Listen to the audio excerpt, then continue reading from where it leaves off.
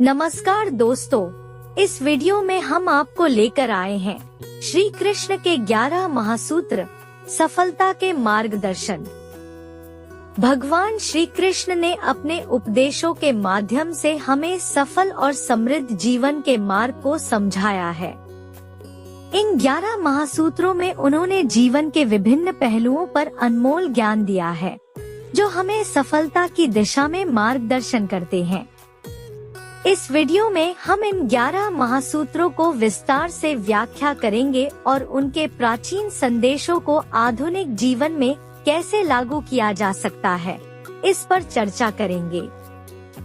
सफलता के लिए जानिए श्री कृष्ण के ये 11 सूत्र। भगवान श्री कृष्ण ने गीता के माध्यम से संसार को जो शिक्षा दी, वह अनुपम है। वेदों का सार है उपनिषद और उपनिषदों का सार है ब्रह्मसूत्र और ब्रह्मसूत्र का सार है गीता। सार का अर्थ है निचोड़ या रस। गीता में उन सभी मार्गों की चर्चा की गई है जिन पर चलकर मोक्ष, बुद्धत्व, कैवल्य या समाधि प्राप्त की जा सकती है। दूसरे शब्दों में कहें तो जन्म मरण से छुटकारा पाया जा सकता है। तीसरे शब्दों में कहें तो खुद के स्वरूप को पहचाना जा सकता है। चौथे शब्दों में कहें तो आत्मज्ञान प्राप्त किया जा सकता है और पांचवें शब्दों में कहें तो ईश्वर को प्राप्त किया जा सकता है। आओ जानते हैं भगवान श्री कृष्ण के वे रहस्यमय सूत्र जिन्हें जानकर आपको लगेगा कि सच में यह बिल्कुल ही सच है। निश्चित ही उनके ये सूत्र आपके जीवन में बहुत काम आएंगे। जीवन में सफलता चाहते हैं तो गीता के ज्ञान को अपनाएं और निश्चिंत तथा भयमुक्त जीवन पाएं। पहला सूत्र सफलता। भगवान श्री कृष्ण कहते हैं कि यदि आप लक्ष्य को प्राप्त करने में विफल रहते हैं तो अपनी रणनीति बदलें, लक्ष्य नहीं। इस जीवन में न कुछ खोता है न व्यर्थ होता है। जो इस लोक में अपने काम की सफलता की कामना रखते हैं, वे देवताओं की प्रार्थना करें। दूसरा सूत्र प्रसन्नता। श्री कृष्ण कहते हैं कि खुशी मन की एक अवस्था है जो बाहरी दुनिया से नहीं मिल सकती है। खुश रहने की एक ही कुंजी है इच्छाओं में कमी। तीसरा सूत्र आत्मविनाश या नर्क के ये 3 द्वार हैं, वासना, क्रोध और लोभ। क्रोध से भ्रम पैदा होता है। भ्रम से बुद्धि व्यग्र होती है। जब बुद्धि व्यग्र होती है तब तर्क नष्ट हो जाता है। जब तर्क नष्ट होता है तब व्यक्ति का पतन हो जाता है। वह जो सभी इच्छाएं त्याग देता है और मैं और मेरा की लालसा और भावना से मुक्त हो जाता है, उसे शांति प्राप्त होती है। चौथा सूत्र विश्वास क्या है। मनुष्य अपने विश्वास से निर्मित होता है। जैसा वो विश्वास करता है वैसा वो बन जाता है। व्यक्ति जो चाहे बन सकता है यदि वह विश्वास के साथ इच्छित वस्तु पर लगातार चिंतन करे। हर व्यक्ति का विश्वास उसकी प्रकृति के अनुसार होता है। विश्वास की शक्ति को पहचाने। पांचवा सूत्र मित्र और शत्रु दोनों है मन। जो मन को नियंत्रित नहीं करते उनके लिए वह शत्रु के समान कार्य करता है। मन की गतिविधियों, होश, श्वास और भावनाओं के माध्यम से भगवान की शक्ति सदा तुम्हारे साथ है और लगातार तुम्हें बस एक साधन की तरह प्रयोग करके सभी कार्य कर रही है। मन अशांत है और उसे नियंत्रित करना कठिन है, लेकिन अभ्यास से इसे वश में किया जा सकता है। सर्वोच्च शांति पाने के लिए हमें हमारे कर्मों के सभी परिणाम और लगाव को छोड़ देना चाहिए। केवल मन ही किसी का मित्र और शत्रु होता है। छठा सूत्र निर्भीक बनो। उससे मत डरो जो वास्तविक नहीं है, न कभी था न कभी होगा। जो वास्तविक है वो हमेशा था और उसे कभी नष्ट नहीं किया जा सकता। प्रबुद्ध व्यक्ति के लिए गंदगी का ढेर, पत्थर और सोना सभी समान है। सातवां सूत्र, संशय न करो। सदैव संदेह करने वाले व्यक्ति के लिए प्रसन्नता न इस लोक में है न ही कहीं और।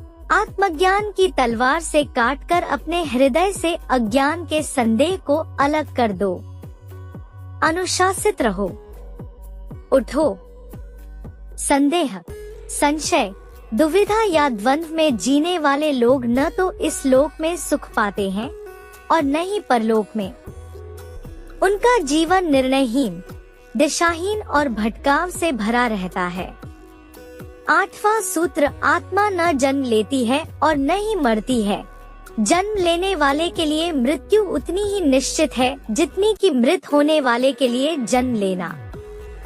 इसलिए जो अपरिहार्य है उस पर शोक मत करो।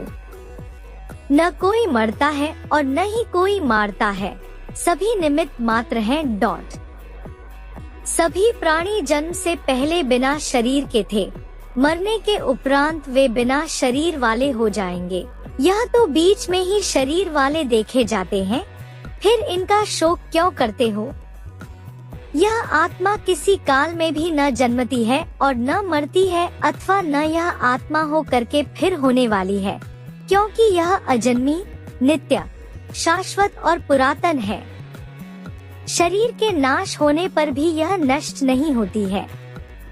कभी ऐसा समय नहीं था जब मैं, तुम या ये राजा महाराजा अस्तित्व में नहीं थे, न ही भविष्य में कभी ऐसा होगा कि हमारा अस्तित्व समाप्त हो जाए। हे अर्जुन, हम दोनों ने कई जन्म लिए हैं, मुझे याद है, लेकिन तुम्हें नहीं। 9वां अमृत सूत्र, कर्मवान बनो। निसंदेह कोई भी मनुष्य किसी भी काल में क्षण मात्र भी बिना कर्म किए नहीं रहता, क्योंकि सारा मनुष्य समुदाय प्रकृतिजनित गुणों द्वारा परवश हुआ कर्म करने के लिए बाध्य किया जाता है। अपने अनिवार्य कार्य करो, क्योंकि वास्तव में कार्य करना निष्क्रियता से बेहतर है। ज्ञानी व्यक्ति को कर्म के प्रतिफल की अपेक्षा कर रहे अज्ञानी व्यक्ति के दिमाग को अस्थिर नहीं करना चाहिए। अप्राकृतिक कर्म बहुत तनाव पैदा करता है। किसी और का काम पूर्णता से करने से कहीं अच्छा है कि अपना काम करें, भले ही उसे अपूर्णता से करना पड़े। बुद्धिमान व्यक्ति कामुक सुख में आनंद नहीं लेता।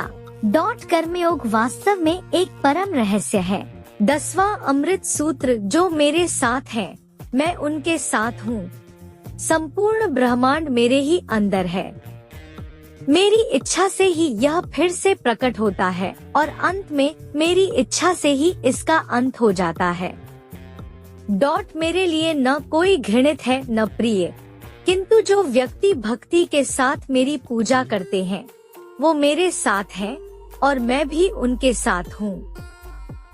बुरे कर्म करने वाले, सबसे नीच व्यक्ति जो राक्षसी प्रवृत्तियों से जुड़े हुए हैं और जिनकी बुद्धि माया ने हर ली है, वो मेरी पूजा या मुझे पाने का प्रयास नहीं करते। हे अर्जुन, कल्पों के अंत में सब भूत मेरी प्रकृति को प्राप्त होते हैं, अर्थात प्रकृति में लीन होते हैं, और कल्पों के आदि में उनको मैं फिर रचता हूँ। मैं उन्हें ज्ञान देता हूँ जो सदा मुझसे जुड़े रहते हैं और जो मुझसे प्रेम करते हैं।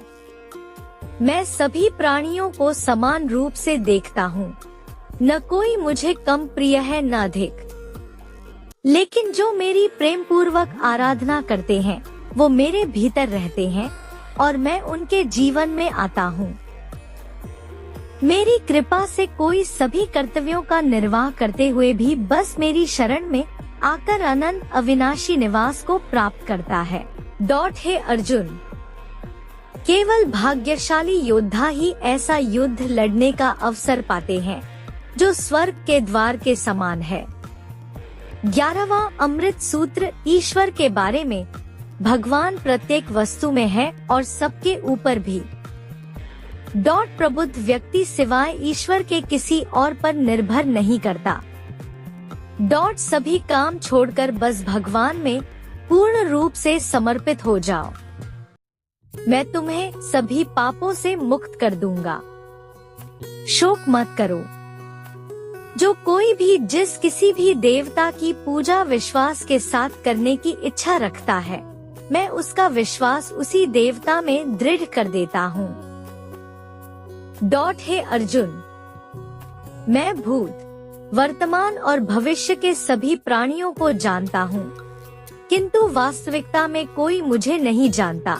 ईश्वर एक अदृश्य एवं अकथनीय शक्ति है जिससे संसार की उत्पत्ति, पालन एवं लय होता है।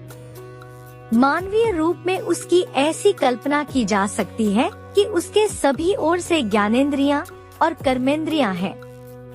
यदि आपको यह वीडियो पसंद आए तो कृपया इसे लाइक करें, अपने दोस्तों के साथ साझा करें और हमारे चैनल को सब्सक्राइब जरूर करें।